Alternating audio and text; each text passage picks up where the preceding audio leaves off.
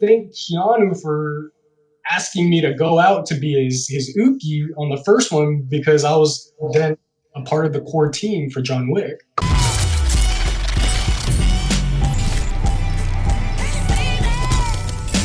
Today's episode is brought to you by our sponsor, Inner West Hemp. Be sure to visit them online for all your CBD needs. This is the same company that I use daily, from tinctures to rub-ons to CBD gummies. Some of their products are even USADA approved. Be sure to use the code JAMP for 15% off at checkout. What's up, guys? Today's guest is a member of 8711 Action Design and was a fight and stunt coordinator on Fast and Furious 9. Please welcome to the JAMCast, Mr. Justin Yu. What's up, boo-boo? What's up? How you guys doing? Or should I say, howdy, sir? People must be so confused. First of all, this is our first ever Skype JAMCast, so you're making history. But secondly, they're probably wondering, why the hell is this Justin Yu guy wearing a cowboy hat? It's I'm just sticking to the roots. I'm a Chinese cowboy from Houston, Texas, and I think it's the funniest thing is that people that don't know you have no idea that like you're legitimately from Texas. All of us homies know that. Like you walk around like carrying a gun, wearing a cowboy hat. Always living right to the largest, brother. Hell yeah, man. Well, yo, thank you for joining us, especially during this crazy, unprecedented time. And like I said, you're the first one that we've ever had on Skype. But I didn't want to break our pattern. I wanted to continue to pump these out to the people. And funny enough, this week I got a bunch of comments from people asking if I could get someone from 8711 on the JAMCast. Well, thank you for having me. I know this pandemic has been pretty crazy for everybody, and I hope everybody's safe and they have their mask, because I know California just passed their mask requirement for every public stuff. And my mom just sent me a bunch of masks. So I will be sending Jam and a bunch of stunt guys or whoever in the medical field who needs it. Please let me know. I will be sending these out. No way. Dude, that's like gold these days, man. Damn. You better be careful if people don't show up at your house right now. Well, I'm always ready for that. Home security is number one, And I'm sure we'll get into talking about that. Oh, that's funny, man. So what have you personally been doing since you've been quarantined? Like, this is a rare time, not only for us in general because we're stuck at home, but for someone like yourself, we're usually on the road like 11 months out of the year. So this must be crazy for you to actually be at home for once and not working. Absolutely, it is. I've taken this time to really spend time with family and friends and just really focus on like getting my mind back together, because we've all been on the road for so long that we miss each other. We don't see each other for years on end, and just touching base with our friends that we grew up with and just talking to them, hoping they're well, making sure that your family's well, everybody's fed, and just planning for the future, because like I always think about things in a way where like you prep for war in a time of peace. Now, right now they're quarantining us. That's peaceful times. You got to prep for what's going to come down. We're not peaked yet. We got to really ensure ourselves and be careful. And yeah, man, I've just been living. Heck yeah. And I know one of the things you're doing besides husband duties, because you're recently married, is and I don't mean to put you on blast here, but I just want to congratulate you. I know you've been putting together the house that you and your wife actually just bought recently, right?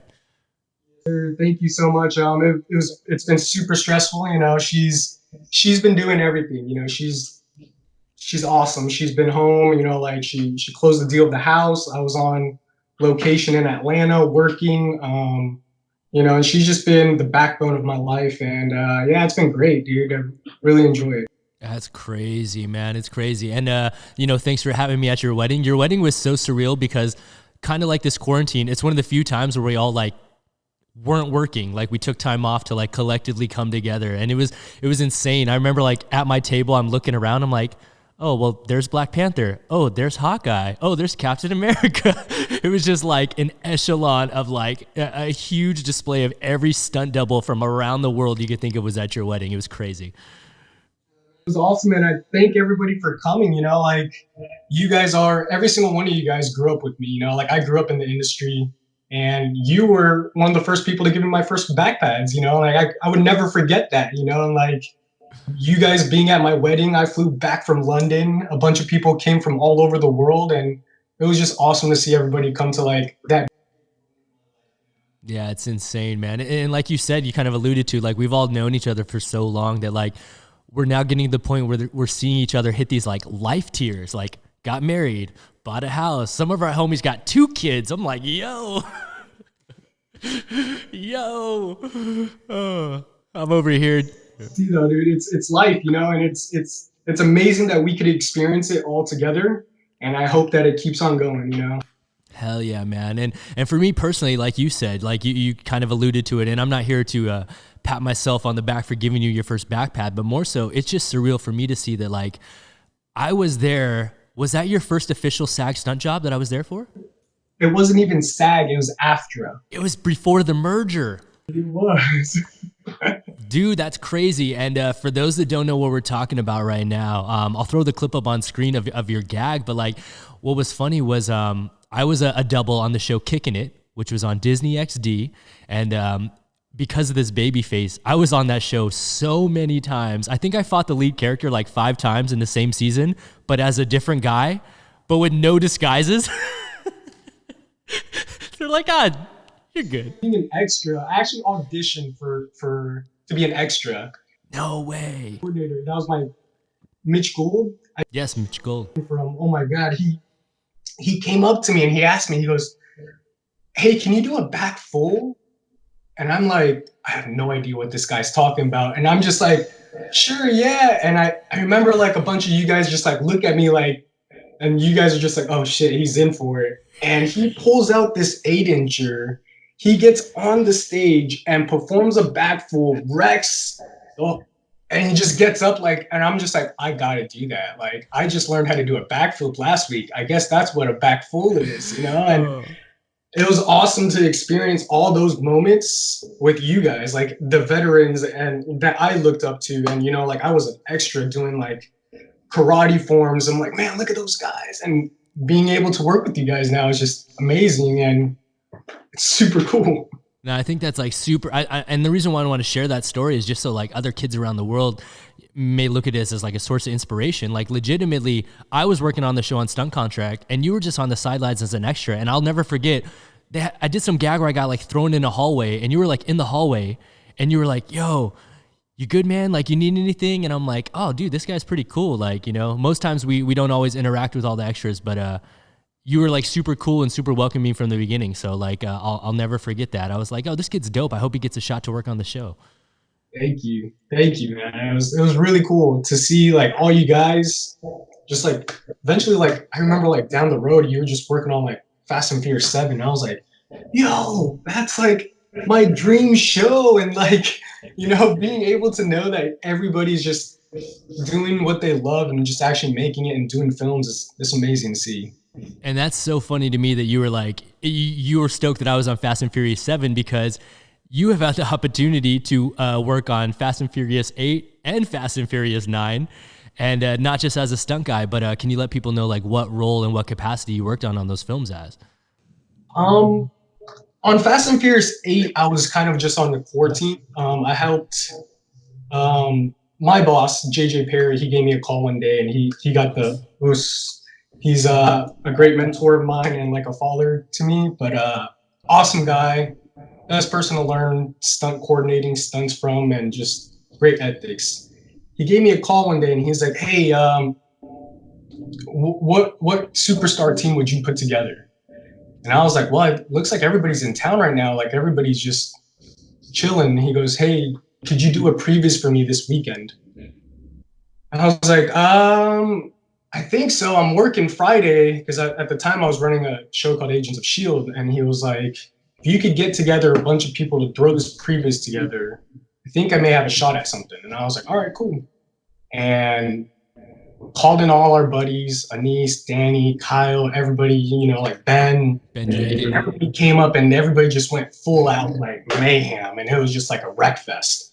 And the next thing you know, we're all on a plane going to Atlanta and we're on Fast and the Furious 8 and I didn't even know what it was. And you know, it's like usually when I hop on shows, it's kind of like that. It's like, you know, you listen to your boss, you go out there, you have no emotions or feelings for it. You're just trying to make money and have fun, and it's super cool to be with your friends and like to live in the shadow and to just do work, like really go at it, really create something cool, have no egos, and just be a team together. Yeah, man, that's crazy. And then fast forward from Fast and Furious 8, I know you did have like I'd say like a step up in position. In Fast and Furious 9, you got to actually be a fight coordinator and technically like a co-stunt coordinator. Is that correct? Yeah, I got the opportunity to help JJ out on his units when he gets a second unit direct. I get to camera operate for him. I also get to be his stunt coordinator sometimes. So a lot of vehicular stuff. Sometimes he asks me to help when I'm not on main unit, and that way I can just get on hands, get a camera, and be like, hey, we could do this, we could do that, and just pitch ideas and like just make his days a lot faster as a team. It's all about teamwork. And being able to work on 9 with Justin Lin, that was like a huge dream come true. Like growing up watching Tokyo Drift and all those movies. Once I got into stunts, it was like that's the ultimate goal. Like go work on one of those big movies where you're crashing cars, you're drifting cars, you're doing all that and fights, and being able to work with all these cool actors and just understanding story plus camera motion and making your days and all that. It's just super cool, man. Fast and Furious 9 was so epic. Like, I really hope it does well. Yeah, man. And do you know when that's slated to come out officially? I heard that they pushed it a year just because of this pandemic going on. Totally. But I'm not too sure anymore. It was slated to come out in May, but now I think I pushed a year. Wow, that's crazy, man. Well, I know, like, just from personally having worked on Fast and Furious 7, which was a unique circumstance because of everything that happened with Paul Walker on that one. Just in general, like, people don't understand that, like, there's working in the movie industry and then there's working on, like, big blockbuster movies, And, like, we've been fortunate to work on some of them. And I think what people don't understand is, like, there is a big difference, especially when you're in a position like us, when you get to fight coordinate and stunt coordinate, because some of these movies, like the Fast franchise, they are so gigantic just by the sheer number of lead actors that you have. Like the base camp alone, I'd be like, this is one of the craziest base camps I've ever seen with this many trailers, Like it's absolutely insane. Yeah, it's completely different. I've worked on a lot of lower ended budget films where I got to learn to stunt coordinate, and then stepping into these big films, like your responsibilities are so great. It's super stressful, but at the end of the day, it's kind of like, well, my boss JJ tells me this all the time. Is like, dude, put your ego away, look yourself in the mirror. You're doing this. This is entertainment, and have fun, bro. Like at the end of the day, you're making money for your family, you're making something cool, and it's not real. You're doing it for your audience and enjoy yourself. And just knowing that, like working on these films, because everything's like, they spend like $300,000 on just this one shot, like this build was massive and this gimbal's turning and you got one stuntman running through there and it's a huge stunt. Like every single point can hurt him and he can break an ankle at any given point. And, like we're looking at this and all these departments are throwing in their 2 cents. Now, like they're the stunt coordinators, and it's at the same time, it's how you manage other departments, like yes. How do you talk to them? How do you make them feel comfortable of what something they built, like, and collaborating with them. And, like being young and being by these great coordinators and learning these things and watching JJ do this stuff and navigate these guys, especially actors who may not feel comfortable doing something, like those are the key moments that I feel that these big shows make a big difference between the smaller shows. And those are very, very big calls that you have to make. It's kind of like, hey, you got to make that call, you got to stick with it, and your team's always going to be behind you. So let's run with it and let's do it, and it's just getting everything done very efficiently. Because prep days, like if you don't prep this one gag that you're supposed to shoot next week and you don't have time to prep that, when you show up on the day and you got Justin Lin and the whole entire crew like staring at you like, yeah. And you just you're just in this moment where like everybody's watching you fail, and now you miss a day, and now the producers are staring at you like, and it just feels horrible. So always, what we do is, like, always be prepared. Time of peace. You have that time of prep. Just really run at it, and once it becomes shooting times, it's like it's clockwork. Everything's easy. You got your teamwork in place. Everything. Yeah, man. And it's crazy. I think one of the things that people don't realize also is that like there's this inherent sense of pressure, especially on a franchise like that, because guys, this is Fast and Furious 9. It can't be worse than 8, 7, 6, 5, 4, 3, 2 as far as action's concerned, right? Like you got to up the ante, you got to make it bigger, you got to make it better. And like with each of those just comes added pressure, added responsibilities, so many more factors by adding in new actors and new characters into the mix and stuff. And it's absolutely insane. I think one of the coolest things to me, and I'm not someone that's like very much about, Asian pride, as you know. I kind of associate myself as being like a very westernized, Americanized individual. But I think one of the coolest things about the Fast franchise that people don't realize is that it is single-handedly, in my opinion, the most successful multi-ethnic franchise of our generation. I mean, this is the 9th movie in the franchise, and name me who the stars are. Like, with the exception of Paul Walker back in the day and Jason Statham, you have an all-ethnic cast from Vin Diesel. You got Ludacris, you got Michelle Rodriguez, you got Tyrese. And like, I think this gets overlooked a lot because people are like, oh, it's a corny movie with all this corny action and car stuff. But I'm like, guys, it's a multi-ethnic starring cast that has survived 9 movies. That's incredible. Yeah, it's super cool to work for, and like the cast itself, every single one of them are super cool. Like they have their moments, but like getting to know them, it's just being able to work with that franchise. Like you said, it's just super cool. They survived 9 franchises. Like wow, and they're going for 10, I believe, too. I think. And I mean, they already had a break off with Hobbs and Shaw. It's like, dude, this thing is evolving, yearly, so to speak, at this point. So it's insane to see. And we're both blessed to have been a part of the franchise, in our own respective ways. It's pretty surreal. Yes. Hell yeah, man. And now like along the lines of blockbuster movies, like not only have you got the chance to do this, I know one of the most recent ones that came out was you had the chance to also be a coordinator on Gemini Man with Will Smith, which just recently came out. And how long did you guys work on that movie for, and where were you guys based out of? So that movie, JJ actually started that movie almost a year before it went into pre-pro.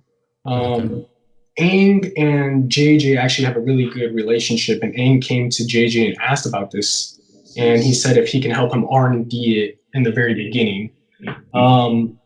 At that point, I was actually coordinating a show called Miss Bala in Mexico.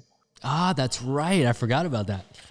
Yeah, so I actually wasn't attached to it in the beginning, but on July 4th, the day that my dad passed away, I had gone back to LA to pray for my dad.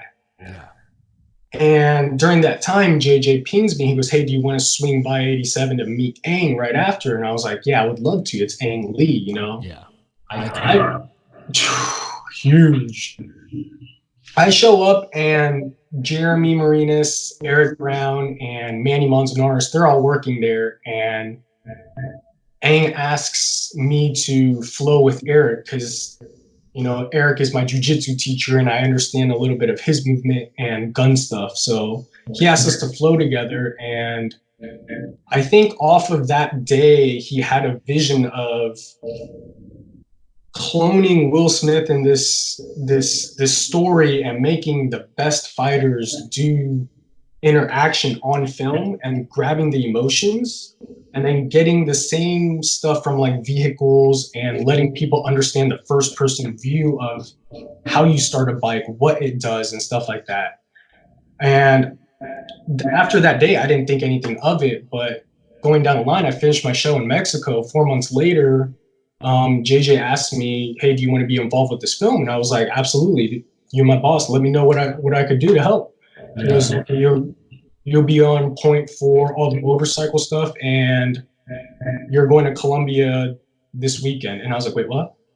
And at this point, I think I already went on to another show, and I was wrapping up, and I was on Escape Plan with Ben and Clay in Ohio. This was a Friday night. I had to take the trailer all the way back to Texas, and then fly to Colombia. I get there, barely read the script, and Aang's like, "Did you read the script?" And I'm like, "Sure, sir." And I called JJ. He's like, "Hey, man, you're gonna do great. Don't worry about it. Talk to Aang, get the notes, see what you can help him with." I'm over there. Aang starts walking, and he's just like, "Hey, can you jump the bike from here to here?" And in my mind, I'm like, never say no, like. Yeah, try to get creative. Yeah. Yeah, so I'm like, yeah, sir, we could do it. And next thing you know, we go back to LA. I get a phone call from the producers, and it's like, "Hey, the show's gonna go. We need you in Savannah. JJ put you forth. Are you willing to come next week?" And JJ calls me. He goes, "Hey, take point. I'm currently on a show called Skyscraper. I want you to take point on that. Go to Colombia again, do another location scout, and help them create this sequence." And I went back to Colombia, and at the time, I called Tony Carbajal, Jeff Groff, Jay Lynch, and all these guys that I knew that were my mentors in the vehicle world. And I was like, "Hey, like, I've never jumped a bike. Like, I love motorcycles, but no way, man. I'm gonna let you guys do that." And I started giving them schematics, and they were like, "Yeah, that's possible. We could do that. We could do this. We could do this." And the next thing you know, Jeremy Marinas hops on board, and everybody hops on board, and we're doing this previs for them. And we're in Savannah, and it's a green light. It's a go. JJ shows up, and he's like, "What's the deal?" And I give him the download, and he's like, "Whoa." That's a lot. Let's do it. Yeah. Hell yeah. And That's it was crazy. super cool, like it was really cool learning the 3D aspect of where Aang's trying to go for the future. Yes. And learning his traditional style of filming, because there were times where we're trying to film the motorcycle sequence, and he's like, "I want the camera right here." And I'm like, we can't do that. It's got to be at least like 5 feet or 6 feet. You got the world's best guys, Regis Harrington on an e-bike that's carrying two 3D cameras with a prism mount that's 1,400 pounds, chasing Jay Lynch on a 450 that's like 300 pounds, and he wants this distance from frame to person. And I was like, "Hey, let's R&D this." So we did preps.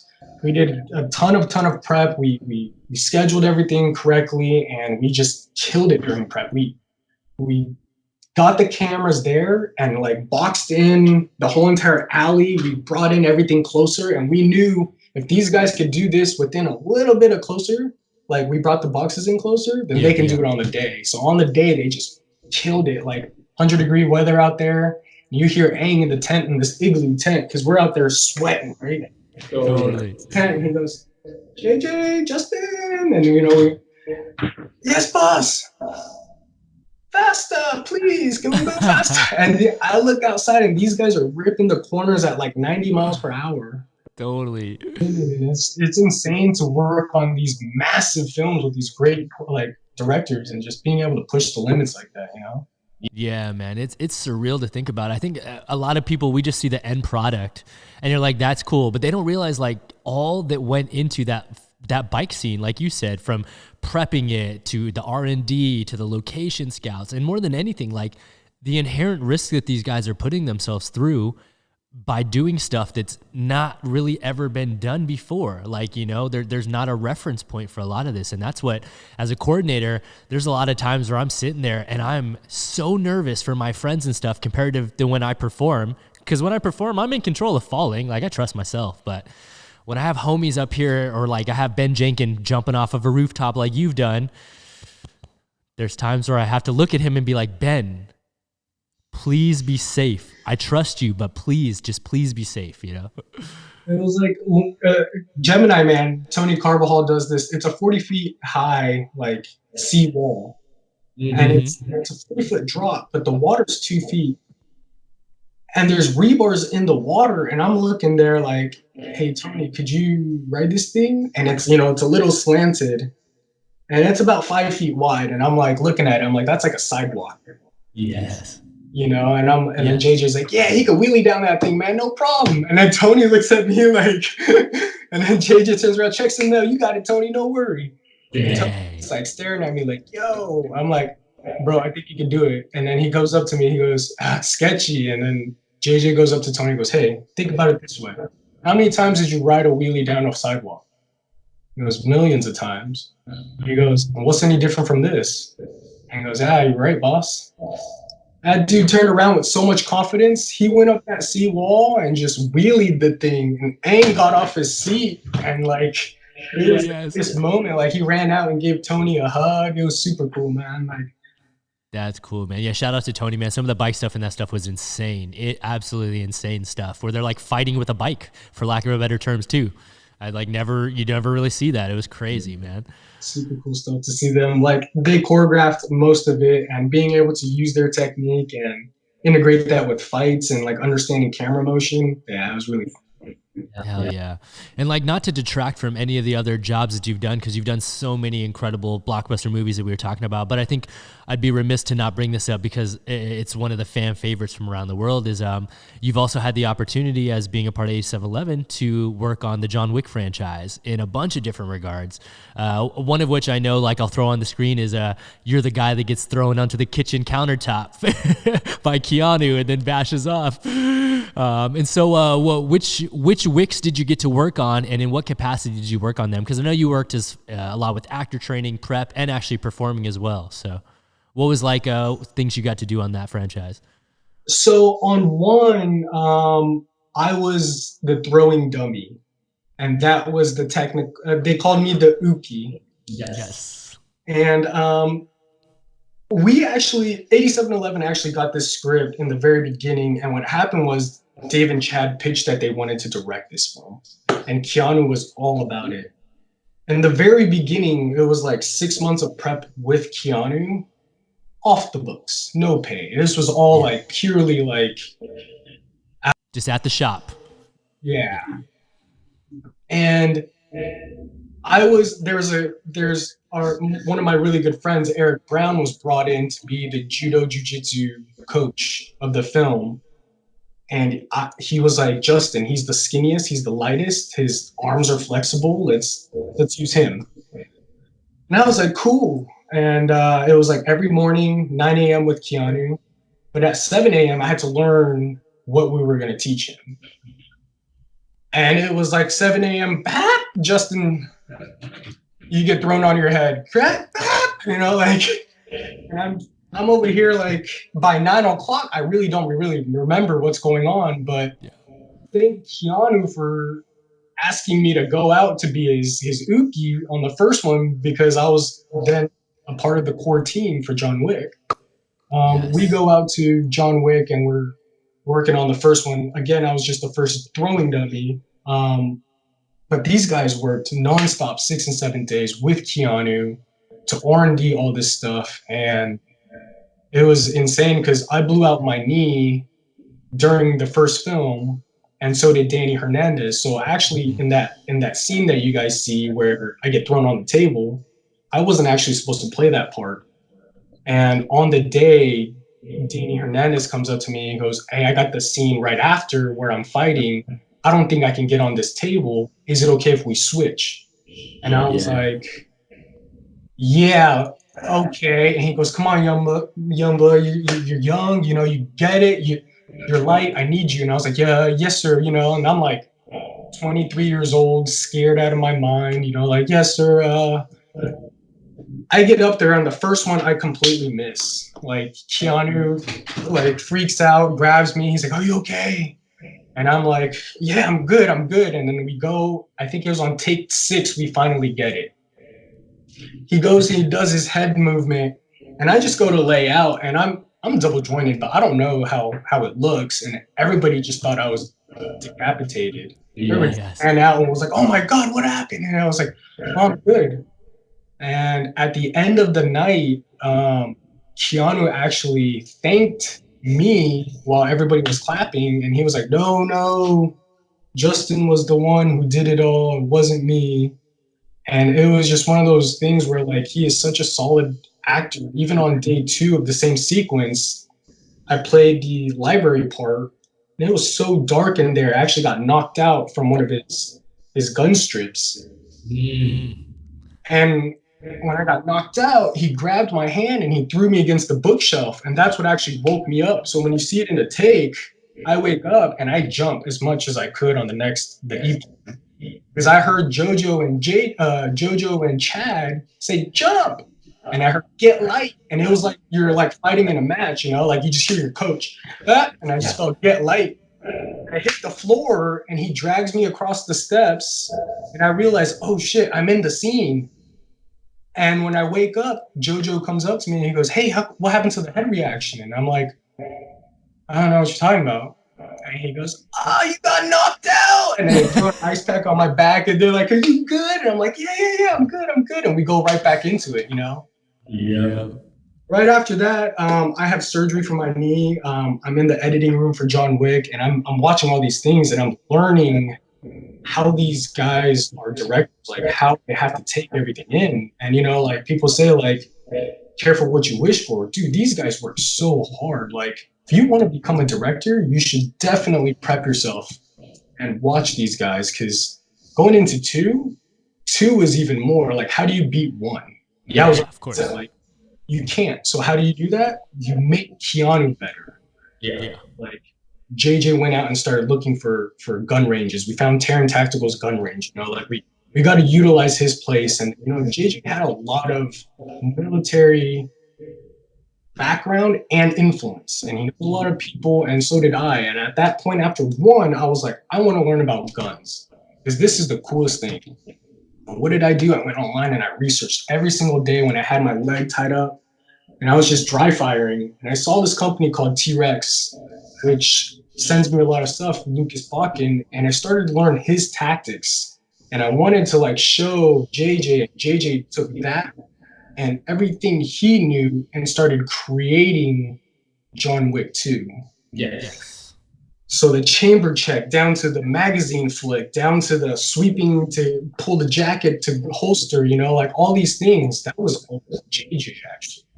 And it was like, oh, like watching him influence all these guys to go down that path and create John Wick 2, and it became the gun jitsu movie, was like amazing to be a part of. Like, and I didn't really have much to do with it. I was part of the training. I got to fight coordinate in the actual shoot, and be a part of the core team of that. Get to R&D a lot of stuff for Chad and JJ, but it was 3. I didn't really get to get a part of because I was working on Bloodshot, but that's another film itself, like massive film. 3, kudos to them, man. They killed it. Yeah, it's crazy to see the evolution because, like you said, like in the first one, I guess what people kind of closely associated it with was like being like a judo throw movie. Keanu's just doing like practical judo, throwing dudes all over the place and doing his own scenes. But then from 2 on, you really start to see the tactical side, or like you said, the gunjitsu side, where like he's really doing a lot of different type stuff, So it's crazy what's involved in our job. It's not just safety. It's also like creation and coming up with concepts and being able to further develop a character, And like 3 was a hard one for them. They were like, how do we beat 2? So they expanded. You go into knives, knife throwing. You go into axe throwing. You go into all these other things. And it's like, now it's like, where do they go from there? So now for all the fans out there, 4 may be even bigger, like the story may even change. I know they're actually thinking about it right now, and there may be talks about it. So hopefully everybody can watch 4 and be excited for that one too. Yeah, man. And I think one of the coolest things, and like it's like a great segue to talk about, is like you mentioned it, like you were the uke getting thrown around on the judo tosses. You picked up tactical shooting when you were recovering from your knee and all that stuff. What people may not know is that your actual traditional background is in Wushu. And so like for everyone out there that thinks that like, oh, if you did martial arts as a kid, you have a leg up on us. Like we do in the sense of like we have body awareness and we know fundamentals of martial arts. But all of the skills that have translated to this segment of your career are all learned skills that you had to learn in order to adapt with the times and keep up with it. Absolutely. And it's social media that I thank for that. And, a lot of it is like YouTube and all the things that we can learn now, right? Like Instagram, YouTube, there's so many things that you can learn as an individual now. Like I started off doing Wushu, like you said, and I was a I represented in the U.S. national A team at one point, and I never got to compete in Worlds because I got to step foot in the industry really quick. And I got to learn to make money and learn other things. At that point in time, I realized that Wushu isn't the greatest thing in the world. It's really good for body movement, but in a sense where it helps stunts is learning movements because you have to learn choreography fast. You got to know your body motion, right? So that's where the strengths of Wushu came in play with me. But where it didn't help me was the snap or the power. And this is where I started to understand my body. So for Wushu athletes out there, look into boxing and a lot of things that have fast twitch muscle movements, right? MMA, jiu-jitsu, like you fast twitching a lot of things because that'll help your performance. And that was the main thing that I saw when I was at 8711 was what I was lacking. These guys are the best in the fight world. Like I look up to these guys. These guys are like 8-time world champion. Like, you know, like I never won a champion. I was just on the national team, you know, and being able to see how they performed and their work ethic, it was like Spartans, man. It was like, these guys are like, like, you know, like 6-pack abs, like coming in there walking like this. And I was like, little Asian guy from Texas with a dip in my mouth, don't know what to do. And I had that discipline. I was like, I'm going to be the best just like them. And I'm going to learn just like them and learn everything I could. I learned boxing. I learned how to kick. I learned taekwondo. I learned all these little fight things. And I got good, but not great at it. Once I got that, I then moved on because I knew how many Asian people know how to fight. Not to, you know, like not to stereotype, but I say this all the time. How many Asians are 5'9", did martial arts? It's like all of us, dog. And at the same time, it's like, man, you went to an audition. Like, I don't know how many times I've been to an audition against you, and I walk in and I'm like, man, I'm good. Later, guys. You know? So funny, man. And they all know how to fight. So I remember JJ telling me this one on John Wick 2 was you need to be a toolbox. And remember to be a toolbox. Don't be a tool, not just a screwdriver or a drill bit, you know, like you need to understand everything. Not just in the fight world. That's when I broke out and I was like, dude, I want to learn guns into John Wick. And that's when I learned movement with guns and how Wushu stances or anything that I do with Wushu may help my gun stuff. And then I looked into cars and bikes. I always had a fascination for motorcycles and cars when I was a kid. When I hopped into that, I finally got some money working for stunts, and I was like, I'm gonna throw all my money into that. And that's where everything started to become like, hey, now you can stunt coordinate because you understand these things. You understand how to set up these things and what's safe. What are your ins and outs? What are your parameters? And that's when I got to basically take one step forward and help my peers and my friends make money in the industry, you know, like hire these guys and do the things that we love to do. Yeah, 100%, man. And like, I mean, you spoke to it, like the more that you learn, the more that you're able to take on more responsibilities. Like when I was younger and early on in my career, I used to like be upset that I was the guy that had to like stay after when everyone wrapped because we're like working on concepts or we're working on budgets or we're like shooting previs and editing. And I used to be like, I just want to go home and sleep when we get wrapped like everyone else. But fast forward to now, like I'm super blessed because of the positions that we're in, because we put in all that time, and I'm not an expert at by any means. I'm constantly learning, constantly trying to soak up things like a sponge. And I think the name of the game is like you said, don't be a tool, be a toolbox, you know, because I've noticed this on a lot of runs is like, you can either be one of one, where you're like an elite level driver, an elite level stunt double, or you could be the guy that fills so many different voids and boxes that like, that's why you're going to be on every run, because they could look at you to ride a wire. They could look at you to drive a car. They could look at you to shoot previs. And before long, you're indispensable. You're indisposable, you know, like we need those guys. Absolutely. And, you know, like for those guys who are looking to branch out to do these things, like to get into cars and to get into bikes, you know, always remember, don't be too aggressive. You know, like a lot of these people have done these things for so long, they're a little bit protective of what they do. And if you're very aggressive and you're just trying to go in there and just, they'll take that in immediate defense. You know, you got to be cool. in this industry, it's all about sharing everything, right? Helping each other out. So if I want to go learn something, I'm gonna take that approach and be like, hey, I look at you as a mentor, you understand these things. Could I learn under you? Is it possible? Like go into that, like approach it in that sense, and people will eventually allow you to be in their group, be, you know, able to go to the track with them, or like come to these events, because that's how I started. Like I went by myself to the track every single day. I took a paycheck from Agents of Shield, went to go buy tires, bought a car, and I just went every single day, and nobody invited me to any events. And then later on, people started to know that I was practicing because I started posting my progress, like, Yeah. Yeah. show your friends what you're doing, and then people then started inviting me because I wasn't too eager to show themselves. Don't always be eager. If the opportunity comes, be confident and show yourself. But like always be cool and humble, and just work work the system in a way where it helps you and the way you present yourself for the future. Yeah, man. I think one of the things that kind of gets lost with a lot of us in this industry, especially in this day and age where there's so much content being made that people are working a lot more than they used to be, and some people are working more than they should be, for lack of a better term. I think one of the things that gets lost, though, is that like people think that because you're working on shows now, that you no longer have to be a student. And I find that as one of the biggest misconceptions and flaws in people that I see around the world. And I try to remind everyone, like, dude, always a white belt, always a sponge, like constantly be a student. And that's the only way that you're going to evolve and not get left behind in the dust in this day and age.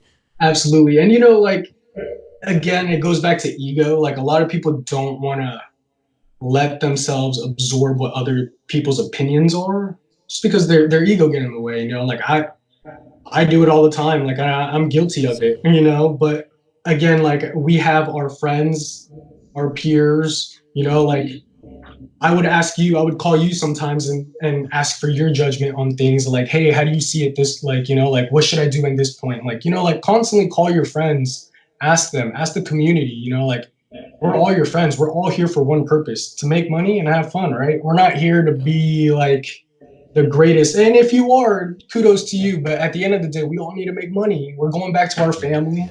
We're having fun. We're keeping it safe, and we're understanding the business together. We're learning together. Like I love watching the indie guys out there who just R&D everything. I learned so much from those guys. Like Totally. Sonaris, like Vlad Rimberg and all these guys out there doing all these indie stuff.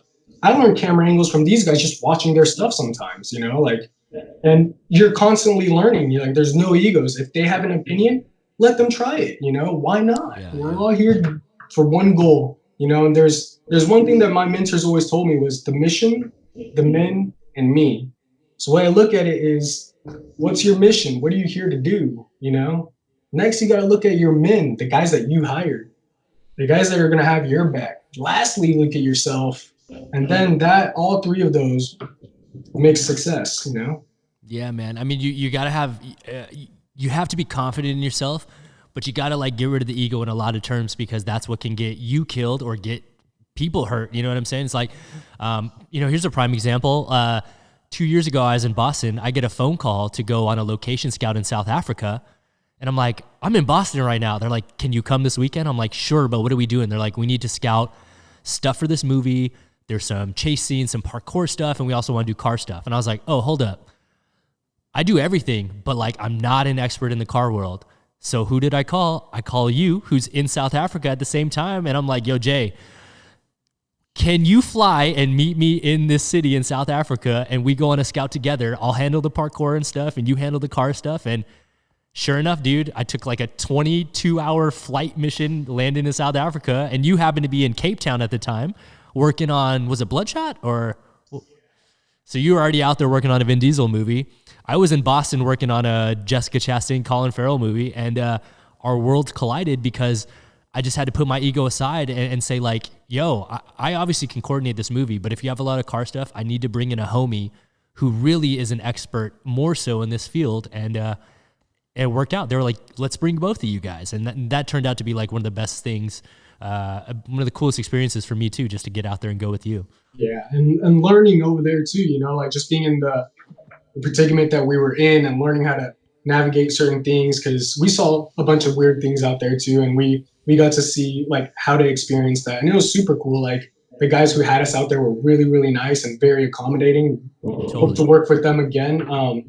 I really do, and you know, it's like you said, it's asking your peers, man. Like I call you all the time if I miss a job or if I get called for a job, I'm like, yo, Travis, like you are my homie and you understand everything that I know. You check off all the credentials, you know, you can get insured, you can get all these things done, you understand a budget. And to my producers, you're the number one guy that I would pass along, you know, like you have all the, and that's growing up with all my homies, you know, like then if you can't do it, you know, a homie that you grew up with that can fill that Yes. spot, you know, and it's all about knowing these guys and helping each other out, because you never know down the line.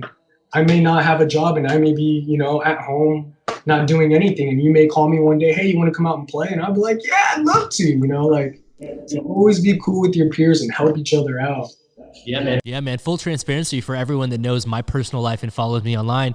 You guys know for the last 9 months of my life, I was talking about a show called Stumptown that I was the fight coordinator on.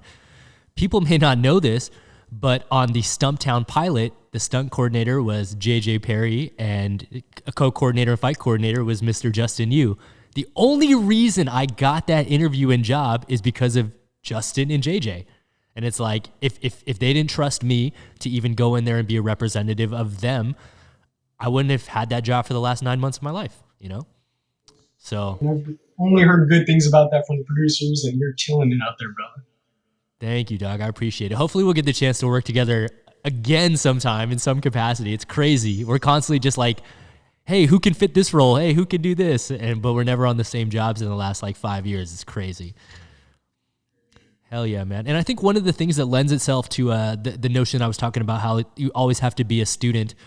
I think one of the things that really helped me and humbled myself back in the day, and you touched on it briefly, and it's something I need to cover, which is when I first got into the industry way back in the days, like a decade ago, I got the incredible opportunity to go into 8711 and train when it was closed to the public.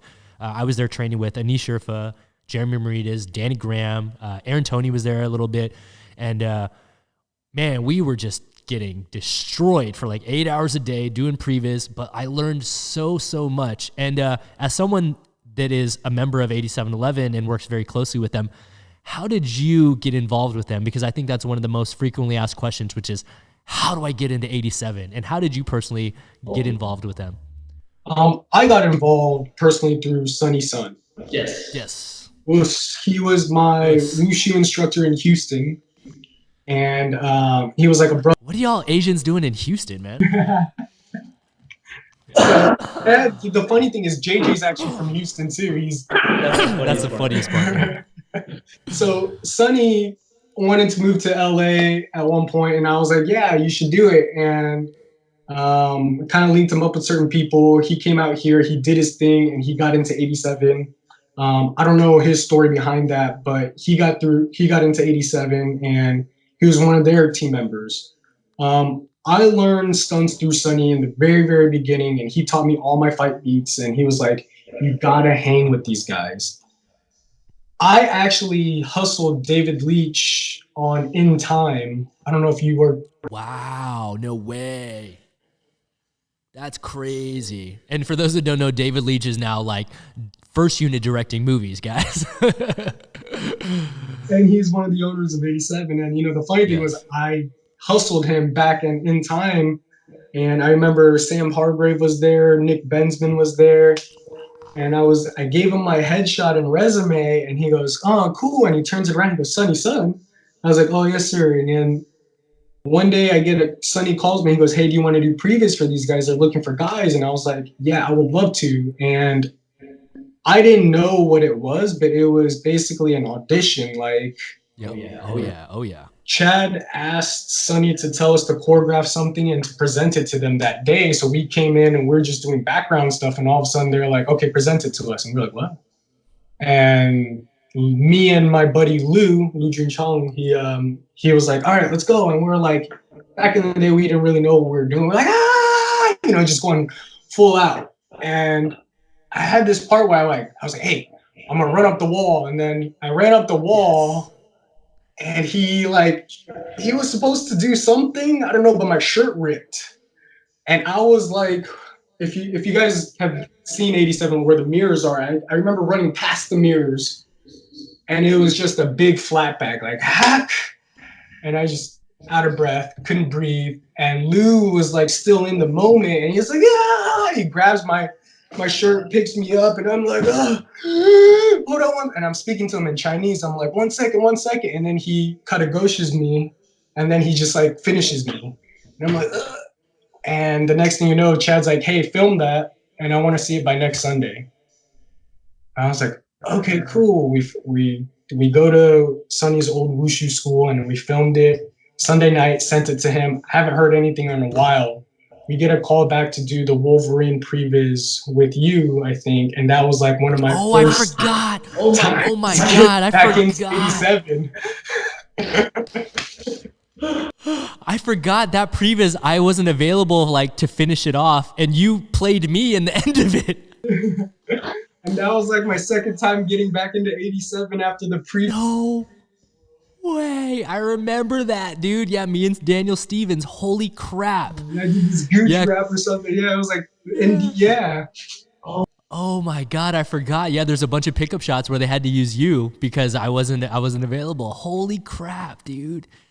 That's crazy. And I think it was like soon after that, Anise came back from whatever he was working on, and I stayed at your house because we were doing the continuous shots for that Wolverine previs. I remember like learning visual effects from Master David Wald, and then from that point on, I stuck at 8711. They asked me to do previs, and then I went on to the Wolverine, and then it just kicked off. Like I was a part of the team, and I was super super blessed and lucky. Every single day to me was like a test. Like you're in that gym and you can't relax ever because they're the best of the best. So like one of my first bosses always tell me like the magic is in the details. So like I just remember always being 3 steps ahead and just remembering the details of everything. Like, hey, that guy's about to go grab a pad. You know that shot's next. Like he's about to do a hand bomb into the deck. I'm over there grabbing the 8 inchers ready, like about to slide that in. And those were the things that I always remember. Just always be ready, help these guys out. Don't like, if they need water because they're performing, go grab water for them. Like, it's not necessarily like kissing ass, but how would you feel if you're doing like a 20 beat fight and then all of a sudden there's no breaks, you're sweating in a mask, and then everybody's just chilling there? You know, like in a way, you're kind of like, man, I really wish I'd get some water. You know, like your teammates are there, and that's what I learned. Like being on set, it's the same thing. Your actor's doing something. Hey, go call the PA. Hey, we need water on set right away, please. You know, like these are things you're always looking out for. Your performer's fatigued, or if he's scared, you have to find a way to navigate them to do what you need them to do in a comfortable manner. You know, like those are all things that I learned from 87 Lemon. That's how I got. I believe that's how they accepted me. They saw the personality that I had and the kind of person that I am, and they were like, "We want this kid on our team. We want to teach him," and that's how I fell in. Hell yeah, man. And I'm glad you told the Lou story because I was literally going to ask you to tell it and you just went right into it. And I was like, yo, because I tell people about that to this day that like you guys had to basically do a live audition. Like when I was there, they were just having us do previs after previs after previs. But like I remember you guys had to do a live fight and everyone was like, yo, you should have seen this, dude. They were going crazy because I wasn't there and I was dying laughing thinking about it. And I totally had forgotten. I was going to ask you who the other guy was. I wasn't sure if it was Lou or Sam Lee. I couldn't remember. So I'm glad that you set the record straight on that. It's so funny, man. It's so crazy, man. And so like of all the projects that you've had the opportunity to work on like over the years, like there's so many that we didn't even touch on right now. And if you guys have any questions, go check out Justin's IMDb and check out his reels. But is there a project that stands out in your mind as like your favorite and most rewarding? And they could be two separate answers. In some people's instances, they are. I want to say John Wick 2, just because in the fact that like, again, I didn't get any credit for it, which I'm okay with because you know my job is to live in the shadows. But that show really made me understand what a coordinator was, and that show allowed me to learn how to become a leader and a grown up and to help my peers and my friends. And that was the main one that I thank. And also Agents of Shield, Tanner Gill, for giving me the opportunity to learn budgeting and to learn all these things with them. And Yeah. these are those two shows really take apart. Like I remember leaving an 8-incher in the background where Jackson was getting hit by a car, and like you just ruined the shot. That's $14,000 of a paint out. Like that, I remember that. Like I'm just, fuck, it's Jackson's life. Like those are the Yeah. things, and those are the shows that I actually really remember. Those the harder ones are the ones that I take in a lot. Dang, that's crazy to think about. And now just like kind of a question I kind of ask friends that I know that have traveled so much like yourself. What's been your favorite country to visit? Or is there like a place around the world that you've been taken to that you're kind of surprised, like, oh wow, I never thought I'd be here, Australia was really, really fun. Damn, I'm jealous. I've never been. London was awesome because the people were really cool too. I mean, everywhere's been super accommodating. Like Colombia was the really, really cool. It's all over. Anywhere that we could work outside of the country, I don't ever look at the bad side. I always look at the great side, like the good side of it, because I treat it like you're special forces, right? You go into an indigenous country, you work with the indigenous people, you teach them your ways, you learn from them, and you work together as a team. And I think every experience from every film, wherever it is life changing, and it's always memorable. I mean, we're so blessed that we get to travel for free and get paid at the same time. It's like surreal. I mean, like you said, you got to look at the positive of every side. There's been so many jobs I've been to where literally people are like, oh my God, be careful. And I'm like, there's bad parts in LA. Like there's bad parts in every city you can think of. You know what I'm saying? Yeah. I mean, here's one, for example. I remember when you were in Cape Town and we were going to go to South Africa, I told you like, oh yeah, we're going to go to Joburg. And you're like, oh, we're not going to Cape Town? I'm like, we're going to Joburg. And I was like, why does everyone keep saying that? I remember telling you that I got to the airport and I went to do my currency exchange. And I was like, yeah, can I trade it for this? And they're like, where are you going? I'm like, Joburg. And the lady was like, why? And I was like, what does that mean? Like, well, what the hell? And then I start Googling stuff and I'm like, oh shit. Like, oh no. Like, I started getting really nervous. And then sure enough, dude, we show up there. We're greeted by like people that are so kind and so generous. The hotel we stayed at was nicer than the hotel I was staying at in Boston. I was like, I will live here. I will live in this hotel. Like, what the hell? Like, and it's like the perception that you have of places can definitely detract from your experience. So you got to just like have an open mind and just ride the wave, Absolutely. Yeah. It's crazy, man. And so like you kind of touched on it before on like things that for people to like, work on skill wise, but like what advice would you have for a young kid who maybe like yourself, like back in Texas right now and has dreams of being on the big screen one day? What advice would you give to him in order to save him some time and also like correct maybe some of the mistakes that you've had along the way? I would say move out to the cities that have a big film community. I never went to film school, but I had the opportunity to learn from great mentors out there. JJ Perry, Chad Stahelski, Jonathan Eusebio, and all these guys who do have the film knowledge. On-site experience and being there is key. You don't get any, to me, that's gold. Like that, being able to be on set and watch how that camera operator works or this works. If you're in Texas, I would say save up some money, do a GoFundMe account, do something for donation for yourself to come out to Los Angeles, meet these people at least to try to get a feeling of how these cities work, how fast paced they are. Atlanta's a good place. New York's a good place. Texas is starting to come up, but it's very slow. But I would definitely go to these places and try to network, try to meet people, go to jam, go to these places and actually learn from the martial artist or whatever field they're in. Go to Willow Springs where the track's at, meet people and learn from them and make friends. Because at the end of the day, nobody wants to work with somebody they don't like. If you're that awkward weirdo and like everybody's maybe like this, like, so be cool, go out there, learn, network, do a bunch of homework, YouTube everything and anything, and then grab some money and just go do it. Commit. You have to commit. Yeah, man. I think that's great advice too. I talk about it all the time on here. I'm like, not only is it a contest, or not only is it a matter of skills, but like you have to be a person that people want to be around for 9 months if you're going to go on these shows for this long. And like it all ties into it all together like that. It's crazy.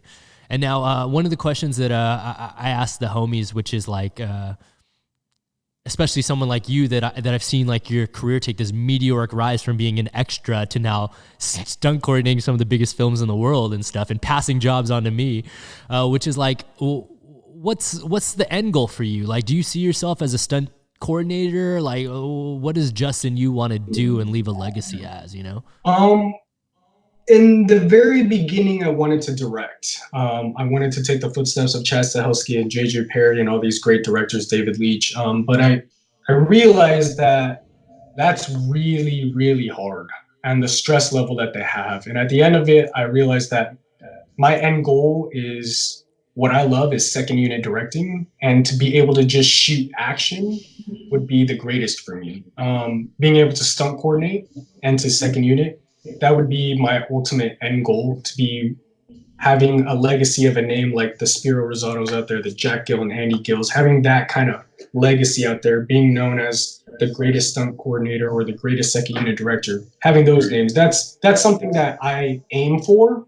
And I wish that I could get that. Now, if I do get there, great, but those are the heavyweights of the, of the era, so I'm still a thin weight right now, I'm just learning, so for me, if I fall short, I'm happy. I made enough money. I have a family. I have a house, like I just want my friends to be happy and make money. As far as we could go, let's just push it. Let's do it, Yeah, man, hell yeah. And this is something that I always like leave our conversations with, and it's not only to get some insight into your way of thinking and your personal goals, but it's also as like a marker, so that like, let's say we can sit down again and rewatch this interview and see like what we've achieved over the years. And so not everyone has an answer to this question, but I always ask it. Where do you see yourself in 5 years? And then where do you see yourself in 10 years? Ooh. And they're interesting questions. 5 years. I probably see myself directing in 5 years, and in 10 years, probably retired with the homies chilling. Right? In an ideal world, dude. Eating sugarfish. Oh man. Yeah, it's crazy to think about, man. It's surreal to think about, but I do know this, which is we're very blessed, man. Our group of friends, all of us are so blessed to have incredible careers where, we've all had crazy accidents, but for the most part, we're all safe. We have the majority of our body parts intact, and our mental stability is up for question, I guess. But but more than anything, man, I think the coolest thing about it is that we're almost at that point now where our generation of guys and friends are going to eventually step into that next tier of running all the shows and directing these shows. And we're blessed that we have these great friendships to really fall back on first, because I know personally, I want to work with my friends. I want to work with people I trust, people that I love, and people that I want to like put money into their pockets, because who cares if I make all the money alone? I can't go to Sugarfish by myself every day, even though I try to, but I love it, dude. I love it. So yeah, man, more than anything, dude, I'm very thankful for your friendship and for people like you in my life, who not only have we had the chance to continue to work alongside each other and see each other's careers advance, but we're constantly calling each other for advice, passing jobs off to each other here and there. And, more than anything, I appreciate, you sitting down and taking time out of your day to just share some insight into your own personal life and your own journey. Thank you for having me, man. And remember, guys, stay safe. COVID-19's no joke. Stay at home. Stay safe. Hell yeah, man. And so before we get out of here, man, can you just let people know where they can follow you and stay up to date with your own personal journey and stuff like that? Absolutely. On Instagram, I am Justin U. Redneck.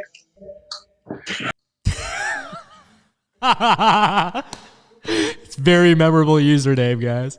If you don't know, now you know, right? Like, heck yeah.